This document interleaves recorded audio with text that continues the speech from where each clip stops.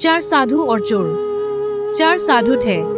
वे शहर के पास एक जंगल में रहते थे और भगवान का भजन स्मरण करते थे। उन चारों साधुओं की अपनी अलग अलग एक निष्ठा थी। एक दिन वहां के राजा ने अपनी स्त्री से कहा कि हमें अपने लड़के को अच्छा संत बनाना है, फिर वह चाहे राज्य करे चाहे साधु बन जाए पूर्णविराम।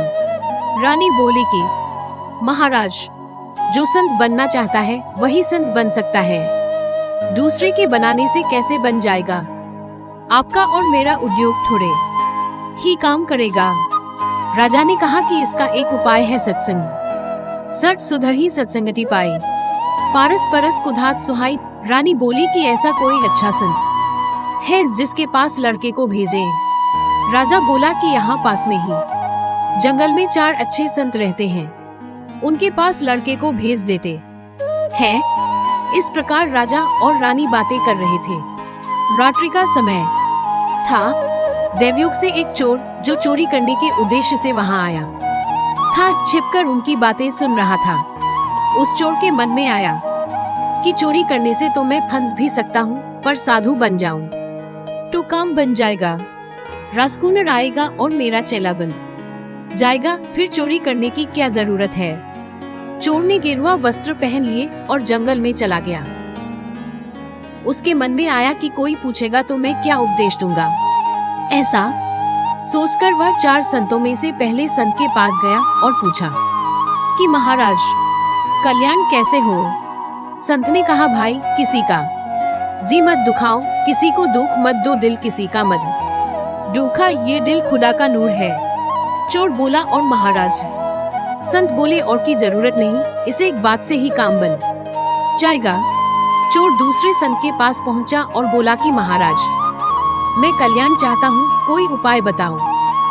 संत बोले, कभी किंचन मात्र भी झूठ नहीं बोलना, सदा सत्य ही बोलना, चाहे गला क्यों न कट जाए। जैसा देखा, जैसा सुना और जैसा समझा, ठीक वैसा का वैसा कह देना।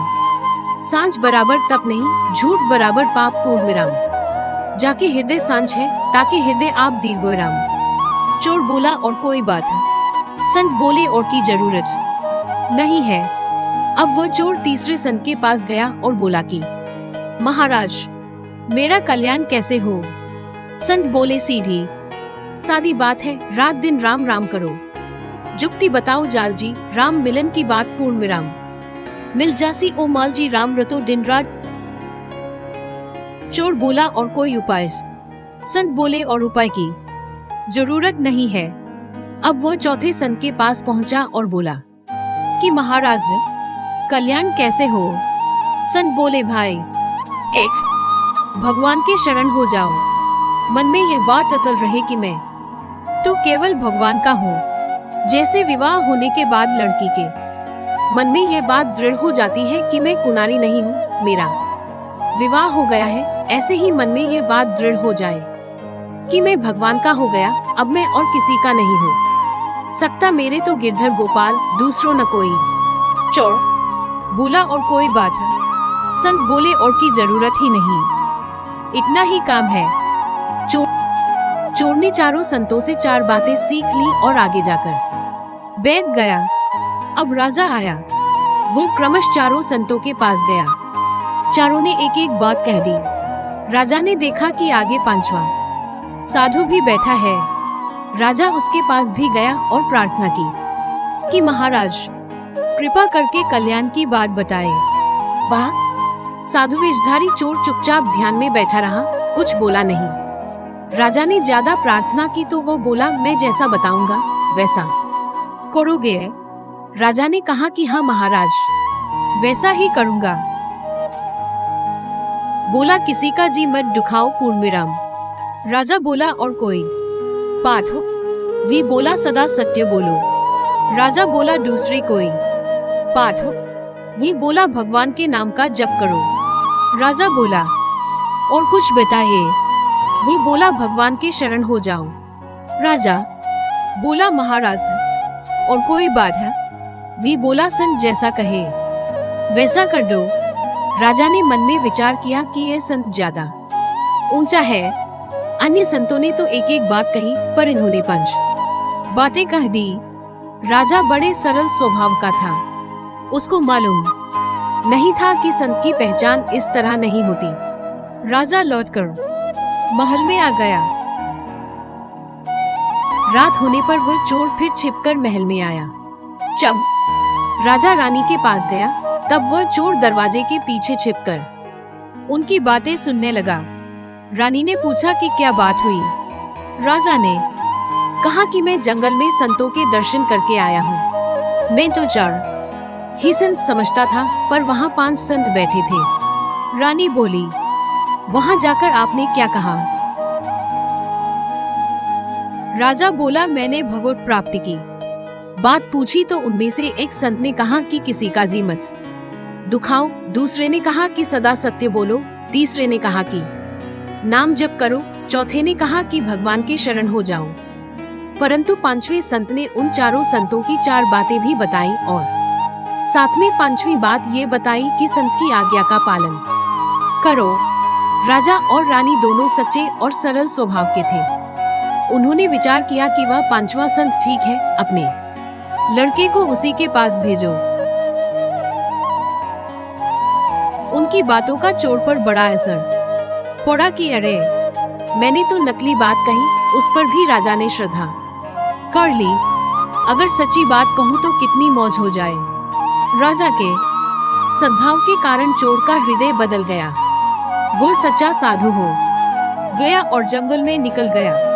उसने विचार किया कि 4 बातों का तो मैं ठीक पालन करूंगा, पर 5वीं बात का पालन तब हो जब कोई अच्छा और सच्चा संत मिले, कोई ऐसा भगवत प्राप्त संत मिले जिनकी आज्ञा का मैं पालन करूं। वह संत को ढूंढने में लग गया। पहले चोर होने से वह चालाक तो था ही, इसलिए हर एक साधु पर उसका विश्वास नहीं बैठता था। वे कई साधुओं के पास गया, पर किसी पर उसका विश्वास नहीं बैठा। अब अच्छे संत को पाने के लिए उसकी लगन लग गई। उसके मन में यह बात थी कि जिसमें मेरा चित्त खींच जाए, मेरा विश्वास हो जाए, उसी को गुरु बनाऊंगा। भगवान ने उसकी सच्ची लगन देखी तो वे संत बनकर उसके सामने आ गए। उनको देखते ही उस पर असर पड़ा और वो बोला कि महाराज, मैं आपके शरण हूँ, मेरे को दीक्षा दीजिए। आप जैसा कहेंगे मैं वैसा ही करूँगा। संत रूप में भगवान बोले, जैसा मैं कहूँगा वैसा करेगा क्या? सच्ची बात कहता है ना? वे बोला, हाँ महाराज, बिल्कुल सच्ची बात कहता हूँ। भगवान बोले, तो फिर पहले एक काम करो, पीछे तुम्हें मंत्र देंगे। तुम ये काम करो कि जो किसी का जी नहीं दुखाता उसका सिर काट कर लाओ, और जो सत्य बोलता है उसका सिर काट कर लाओ, और जो नाम जप करता है उसका सिर काट कर लाओ, और जो भगवान की शरण है उसका सिर काट कर लाओ। ये 4 सिर काट कर लाओ, तब तुम्हें दीक्षा देंगे। उसने सोचा कि ये चारों तो एक ही जगह बैठे हैं, काम आसानी से बन जाएगा। वह तलवार लेकर भागा भागा गया, पर रास्ते में ही विचार आया कि मैंने ये नियम लिया है कि किसी का जी नहीं दुखाऊंगा, पर जी दुखाना तो दूर रहा, मैं तो गला ही काटने जा रहा हूँ। उसको विचार हुआ कि ये काम मेरे से नहीं होगा। उसमें सद्बुद्धि पैदा हो गई। वो भागा भागा पीछे आया। भगवान ने पूछा, ले आया क्या? वो बोला, हाँ ले आया हूँ। भगवान बोले, कहाँ है? वो बोला, मेरे एक सिर में 4 बातें हैं।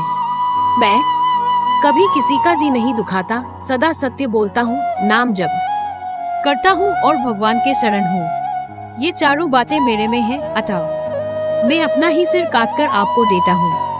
भगवान ने कहा, बस अब सिर काटने की जरूरत नहीं, मैं तेरे को दीक्षा देता हूँ। भगवान ने उसको दीक्षा दी और वह अच्छा संत बन गया।